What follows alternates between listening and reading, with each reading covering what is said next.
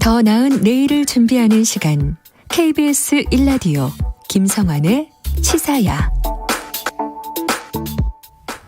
차별금지법 제정을 요구하는 국회 국민동의청원의 10만 명의 동의를 얻어 국회 심사를 받게 됐습니다. 차별금지법 제정을 당론으로 추진해온 정의당은 민주당과 국민의힘 양당의 차별금지법 처리를 촉구하고 있는데요.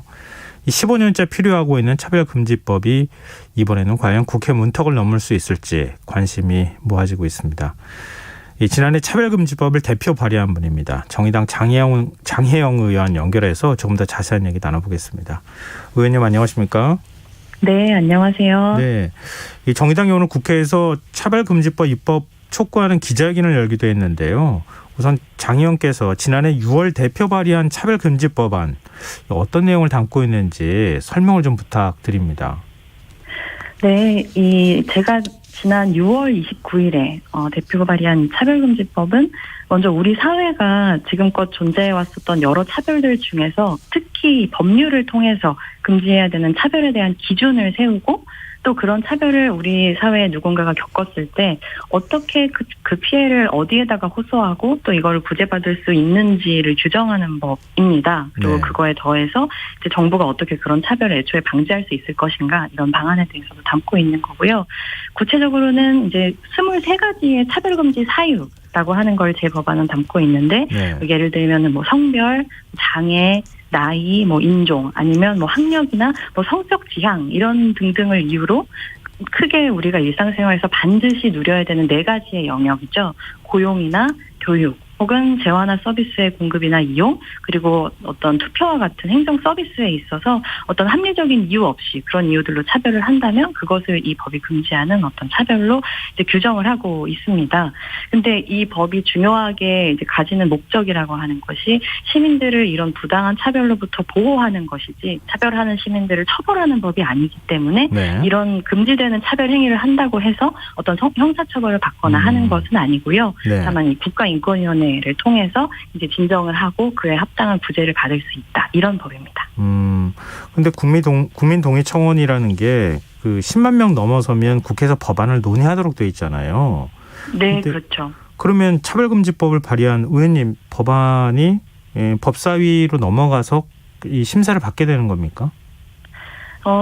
사실 제가 작년에 발의한 법은 이미 지난 9월에 법사위로 넘어간 상황이기는 합니다. 네. 다만 이제 그 법안심사 소위에서 단 한 번도 심사가 되지 않은 그런 상황이고요. 네. 그래서 말씀하신 것처럼 청원이 달성되면 그 청원에 관련된 입법이 발의가 돼 있는 경우에는 그 입법을 논의하는 과정에 이제 병합해가지고 본다고 보시면은 되는데 어쨌든 청원이라고 하는 게 또 어떤 여러 가지 사유들을 대서 그걸 심사를 하는 것을 일정을 늦출 수 있는 또 이런 조항들도 있기 때문에 네. 사실상 제가 발의한 법안과 병합이 돼가지고 법사위에서 심사가 될 것인가 아닌가는 여전히 어떤 정치의 영역으로 이제 국회 차원에서 남아 있다고 말씀드릴 수 있을 것 같습니다. 또 언제 그럼 뭐 법사위에서 처리할지는 아무도 알 수가 없는 상황인 거네요.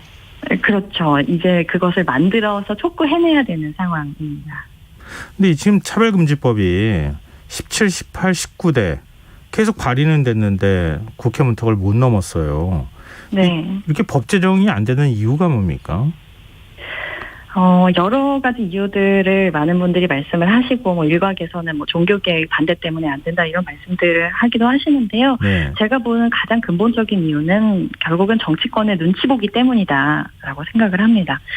제가 그렇게 생각하는 이유는 이게 법을 제정하는 것은 그 다음 문제고 당장 발의된 법안이 단 한 번도 지금까지 국회에서 심사조차 되지 않았다는 부분을 중요하게 보기 때문인데요. 그러니까 그건 말하자면 어떤 찬반을 떠나가지고 이 법이 이번 국회에서 처음 발의된 것도 아니고 지난 2007년까지 거슬러 가서 제가 발의한 걸 포함하면 8번이나 국회에서 발의가 됐는데 네. 지금껏 단 한 번도 논의되지 못했거든요. 그건 말하자면 이 법을 다루는 만드는 것 자체를 국회가 꺼려왔다는 것이고요.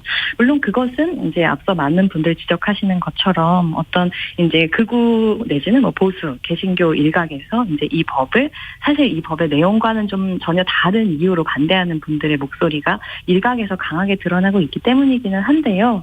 근데 반대의 목소리는 2007년에도 있었고 지금도 있었지만 찬성의 목소리는 사실 굉장히 커져왔거든요. 네.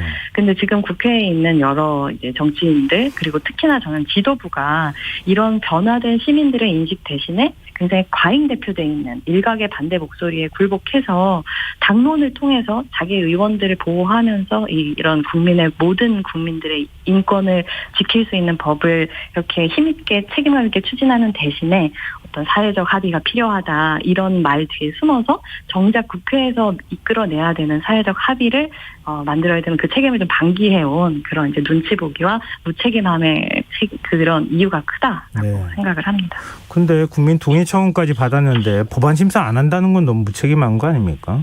네, 맞습니다. 그래서 저는 이제 10만 동의 청원이 달성된 이상 더 이상 지금처럼 외면할 수는 없을 거라는 생각이 들고요. 당장 어제 그 청원이 어제 오후에 달성이 됐고 어제 오후부터 오늘 하루 종일 상당히 양당 내지는 여러 정치권에서 나왔었던 메시지들이 이제 그런 변화를 좀 반영하고 있다고 생각합니다. 민주당하고 국민의힘은 어떤 반응을 보이고 있나요? 민주당에서는 일단 당장 어제 이 청원이 달성이 됐을 때 그 이준석 국민의힘 신임 당대표가 이제 한 라디오에서 차별금지법에 대해서는 이미 상당히 논의가 숙성됐다 이런 말을 했고 네. 또 이 차별금지법이 상당히 포괄적인 범위를 다루고 있는데 그 대부분의 사안에 공감대가 있다라는 식으로 확답을 하지는 않았지만 논의를 닫는 게 아니라 여는 방식의 워딩을 사용했고요. 그리고 당장 오늘도 이 민주당의 박완주 정책위 의장이 이번 달 중에서 차별금지법에 대한 정책위 의견을 준비해서 뭐 이제 회의에 전달하겠다는 얘기를 하기도 했고 당장 이 법사위 민주당 간사인 박주민 의원도 굉장히 차별금지법을 빨리 검토하고 또 통과시켜야 된다 이런 입장을 밝히기도 한 것을 보면 확실히 이 민심의 변화를 느끼고 그 눈치를 보면서 어떻게 행동을 변화시켜야 될지를 말하자면 각을 재고 있다 이런 표현을 저는 좀 하고 싶습니다. 이전하고는 좀 다를 것이다 이런 말씀을 하셨는데요. 네, 저는 이런 움직임 긍정적이라고 생각합니다. 근데 민주당 이상민 의원도 차별금지법 발의 준비 중이라고 하는데요. 이게 의원님 법안하고 어떤 차이가 있는 겁니까? 기본적으로 민주당 이상민 의원이 준비하시는 법안은 제가 차별금지법을 작년에 발의하자마자 국가인권위원회에서 좀 업데이트를 해서 내놓은 평등법 시안이라고 하는 것에 기초하고 있는 것으로 저는 알고 있는데요. 네. 근데 발의를 준비하시겠다는 말씀을 이제 하신 이래로 상당히 오랜 시간이 지났고 그 중간중간에 조금씩 알려진 법안의 내용이 계속 좀 변하고 있어서 발의를 하신 다음에야 좀 정확하게 비교를 할 수 있을 거라는 생각이 드는데요. 네. 근데 제가 오늘 이 인터뷰를 하기 조금 전에 이제 이상민 의원님하고 이제 통화를 좀 했는데 네. 의원님께서 내일 평등법을 발의하신다는 말씀을 하시더라고요. 그렇기 때문에 아마 내일이면 구체적인 그 이상민 의원 안과 제가 발의한 법안의 차이를 알 수 있게 될 거라고 생각합니다. 네. 그동안 차별금지법이 통과되지 못한 가장 큰 이유는 국회의원들의 눈치 보기다. 이렇게 또 지적해 주시기도 하셨는데요. 또 일부 종교계의 압박도 좀 있었잖아요. 그렇죠. 그러니까 종교와 표현의 자유를 제한하고 동성애를 장려할 수 있다. 이렇게 반대의 목소리를 나왔는데 이런 우려와 지적에 대해서는 어떻게 보십니까? 네. 일단 차별금지법이 금지하는 차별금지 사유 중에는 종교를 이유로 하는 차별도 금지하고 있습니다. 그러니까 말하자면 어떤 종교의 자유를 제한하는 게 아니라 오히려 종교의 자유를 보호하는 법이라고 말씀드릴 수 있을 것 같고요. 그리고 표현의 자유에 대한 부분은 사실 저희가 차별금지법을 떠나서 일단 모욕죄라던가 아니면 명예훼손죄에 대해서 우리가 표현의 자유를 주장하지 않는다는 점을 저는 좀 지적을 하고 싶습니다. 네. 그러니까 그 점에서 저희가 알 수 있는 것은 이 표현의 자유라고 하는 것의 전제는 타인의 인권을 타인의 존엄을 침해하지 않는 선에서 지켜지는 권리다라고 하는 것이고요. 차별금지법에서 만약에 표현의 자유를 제한한다는 것은 바로 타인의 인권을 침해하지 않는 선까지 딱 거기까지라고 말씀을 드릴 수 있을 것 같아요.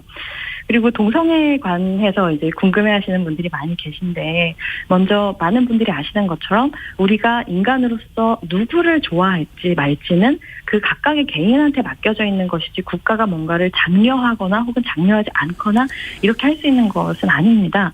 그리고 차별금지법이 동성애에 관련해서 규정하는 사항은 이 동성애자라고 해서 뭔가를 배우거나 혹은 학교를 가거나 아니면 일을 하거나 일상생활을 하는 데 있어서 차별을 받으면 안 된다는 내용 딱 거기까지를 담고 있는 것이지 그것을 어떻게 그 이상으로 장려할 수 있다거나 이런 내용들을 포함하고 있지는 않고 그 일은 가능하지도 않다. 이렇게 꼭 말씀드리고 싶습니다. 이런 반론도 있어요. 남녀고용평등법이나 장애인차별금지법 같은 이런 개별 법들이 다 있잖아요. 네. 그러니까 차별을 금지하는 법조항들이 다 있는데 별도의 차별금지법을 제정할 필요가 굳이 있느냐. 이런 반론에 대해서 어떻게 보십니까? 네. 앞서 말씀드린 것처럼 제가 이제 발의한 차별금지법은 23가지의 차별금지 사유를 담고 있는데요. 그 가운데 개별법으로 입법된 것은 말씀하신 뭐 고평법이라든가 아니면 장애인차별금지법 등 몇 개에 불과합니다. 그런데 그럼 이 몇 개에 해당하지 않는 나머지 아직 입법되지 않은 차별 내용들은 각각 다 따로따로 차별금지법을 제정해야 되는가라는 반문을 저는 오히려 하고 싶고 국회에서 법 하나가 통과되는 게 굉장히 정말 많은 노력과 자원이 필요한데 매번 그런 개별적인 법안을 입법하는 것이야말로 우리 입법 자원의 낭비이기도 하고요.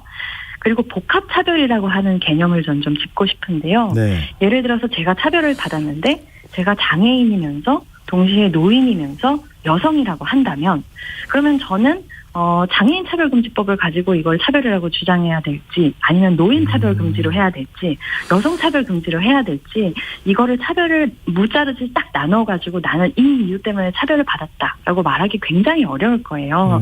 그러니까 차별이라고 하는 것은 굉장히 복합적인 사유로 나타날 수 있기 때문에 이런 차별의 복합적인 속성을 다루기 위해서라도 이 복합차별을 다룰 수 있는 포괄적 차별금지법이 반드시 필요하다. 이렇게 말씀드리겠습니다. 네, 알겠습니다. 차별금지법 얘기는 여기까지 하고요.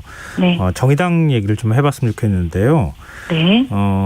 어제 대선 준비단 첫 전체회의를 여셨다고 들었어요. 네. 10월까지 대선 후보를 선출하는 것을 목표로 잡았다고 하던데 이 마땅한 간판급 주자가 없다 이런 지적이 나오는데 이런 의견에 대해서 어떻게 보세요? 네, 정확하게 말씀드리면 아직 후보가 가시화되지 않았다라고 하는 표현이 저는 정확하다고 생각하고요. 네. 그 말을 더 구체적으로 드리면은 아직 후보들이 출마 선언을 하지 않았을 뿐이다. 이렇게 말씀을 드리고 싶습니다. 그래서 정의당 안에 실력 있는 후보들이 출마를 분명히 준비하고 있고요. 근데 오늘 제가 어떤 분들이 이제 그걸 준비하고 계시다 이런 얘기를 하는 것은 좀 적절치 않은 이제 그분들께서 가지고 계신 시간표를 존중하는 차원에서라도 네, 분명히 실력 있는 후보들이 출마를 준비하고 있으니 시민 여러분께서 조금만 더 기다려달라 이런 말씀을 드리고 싶습니다. 다른 당은 아직 나올지 말지도 모르는 후보를 막 거론하면서 분위기를 띄우잖아요. 네. 정의당은 좀 더 분위기 띄워야 되는 거 아닙니까? 후보들이 있다 그러면은. 네, 그렇죠. 근데 저희는 이제 후보들을 통해서 가셔야되는 부분도 있지만 결국에는 어떤 내용을 가지고 승부할 것인가 그리고 또 승부를 치르는 방식은 어떻게 할 것인가라는 차원에서도 또 새로운 어떤 국민적인 기대감을 불러일으킬 수도 있다고 생각을 하기 때문에요. 네. 제가 지금은 대선준비단의 정책위 의장 자격으로 참여를 하고 있는데 이 정의당 대선준비단이 이 대선을 어떻게 치를 것인가를 이제 검토하는 아이디어 중에서는 이제 오픈 프라이머리 또 포함이 되어 있습니다. 그러니까 그것으로 확정이 되어 있는 것은 아닌데요. 확정되기 위한 어떤 당적인 절차가 남아있기 때문에 토론의 네. 단계에 있는 것이기는 합니다만 중요한 것은 지금 가장 중요한 것이 개방성이다. 그러니까 가능성을 활짝 열어서 네. 가능한 이 폭넓은 민심을 담아서 안을 수 있는 플랫폼이 돼야 된다. 이런 인식에는 많은 분들이 당내에서 공감을 하고 계십니다. 네. 지금 장 의원께서도 30대 정치인이시잖아요. 네. 이준석 대표도 30대 역시 마찬가지인데요. 네. 이준석 대표가 공정을 기치로 내세우면서 이번에 이제 일정하게 바람을 일으키고 공정한 경쟁을 강조하는 것 이런 모습 어떻게 보고 계십니까? 네. 먼저 공정한 경쟁 그 자체가 나쁘다고 말할 수 있는 사람은 없을 거라고 생각합니다. 공정 경쟁은 좋은 것이죠. 그런데 저는 지금 우리 사회가 마주하고 있는 어떤 갈수록 심각해지는 불평등 또 차별과 혐오, 그리고 더 나아가서 전 지구적인 문제이기도 한 이런 기후위기 문제를 단순히 어떤 이런 공정한 경쟁이라는 방식으로 풀 수 있다고 말한다면 그건 좀 무리한 얘기라는 생각이 들고요. 그러니까 이준석 대표가 내세우고 있는 이 공정 경쟁이라고 하는 것은 단적으로 구체화된 아이디어를 보면은 결국에는 뭐 시험 봐서 결정하자 이런 얘기로 지금은 드러나고 있는데, 대한민국 사회에서 성장하면서 어릴 때부터 무수한 시험을 봐왔던 시민들은 이미 너무 잘 알고 있다고 생각합니다. 시험 성적으로 인생이 결정되는 사회라는 게 결코 공정한 사회가 아니라는 사실을 잘 알고 있다고 생각하고요. 네. 시험이 줄 수 있는 공정이라고 하는 건 사실은 시험 볼 자격에 있어서만 공정한 것이고, 이미 불평등이 너무 팽배한 사회에서 그 시험이 공정하다고 해서 그 불평등이 해소될 거라고 생각하는 사람들은 없고요. 그렇기 때문에 저는 이제는 제1야당의 엄연한 대표이기 때문에 네. 그런 대표라면 공정 경쟁이라는 것이 결코 지금 대한민국이 처한 모든 사회 문제의 해답이 될 수 없다는 걸 알아야 된다. 네, 문제는 알겠습니다. 불평등이다라고 하는 걸 좀 강조하고 싶습니다. 네, 알겠습니다. 오늘 말씀 고맙습니다. 네, 감사합니다. 네, 지금까지 정의당 장혜영 의원이었습니다. KBS 라디오 김성환의 시사야 1부 순서는 여기서 마무리하겠습니다. 2부에서는 밤참 뉴스와 흔적의 역사 순서가 준비되어 있습니다. 전 11시 정각 2부에 다시 찾아오겠습니다.